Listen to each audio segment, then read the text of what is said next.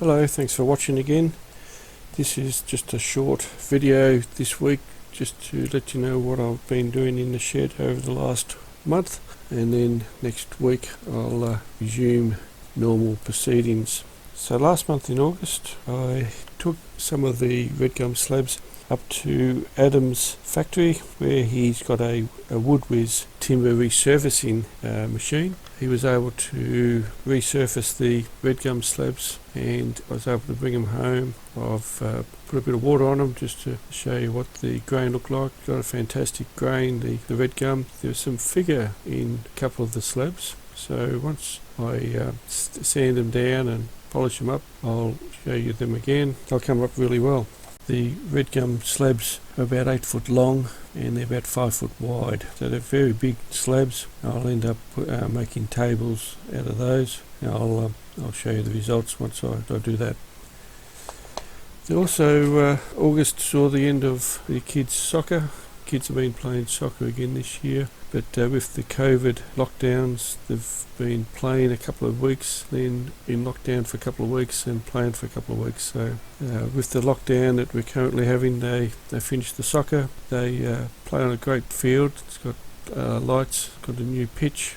It's a great scene in the evenings when the kids are playing. Also, a couple of videos ago I did some chess pieces. I've completed those chess pieces and I made a chess board and a drawer to keep the chess pieces in. So I did that over the month of August in between turning, made out of red gum and yellow box. Yellow box I got off my parents' farm, Alan and Sheila. They were kind enough to give me some of the yellow box. Some of it's got a bit of figure in it as well. It looks fantastic close up. Probably doesn't show it on the video. So that chess set's destined for somebody, and they'll be getting that chess set in October. I also got a red gum table. I didn't really know what it was until we sanded it back, but it's a red gum. So I've been doing that up, and next month I'll sort of show you how it come out.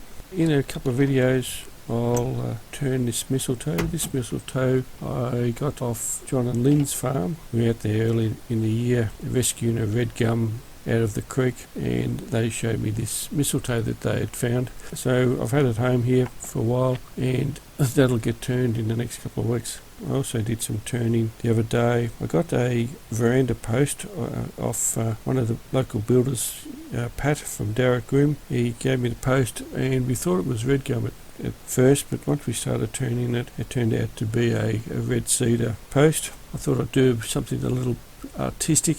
Don't know if it worked out at all. You'll be a better judge than me. I turned it into an emerging lidded box, so it looks like it's not finished. That's the way I did it. Anyway, hope you enjoy the video. See you next week.